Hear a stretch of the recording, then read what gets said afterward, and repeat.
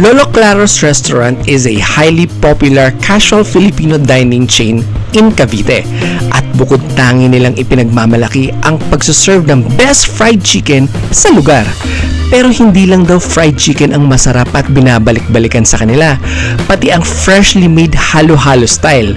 Bukod sa special ito dahil sa mga tradisyonal na sahog na ginagamit, for less than 100 pesos, mapepreskohan ka na para bang kumakain ka lang sa inyong home sweet home.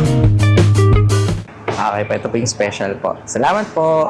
Sisimulan na nating tikman ng kanilang mais con yelo. Kung mapapansin niyo po yung texture ng kanilang serving, ito po yung regular na mais con yelo. Ito po yung pinaka-ice nila sa taas. Pero yung kanilang oozing ingredients ay nasa ilalim. Take note, halos kalahati ingredients sa kagad. Hindi siya puro yelo.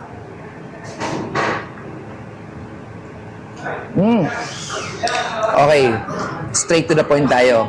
Lasang-lasa kagad yung mais nila. Very sticky nung mais. Tapos, it combines dun sa milky flavor. And then yung ice, very fine yung crush ng ice niya. Tinikman ko siya nang hindi ko pa inahalo para makita ko kagad kung ano yung klase ng atake ng mais con yelo. Alam nyo, itong mga klase ng halo-halo dito sa Pilipinas, iba't ibang version yan. Pero yung history ng halo-halo, depende yan sa lugar kung saan siya originated. Kasi madalas yan yung pinaka-flavor niya nasa ilalim. Kaya sinabing halo-halo, you need to mix everything and very well.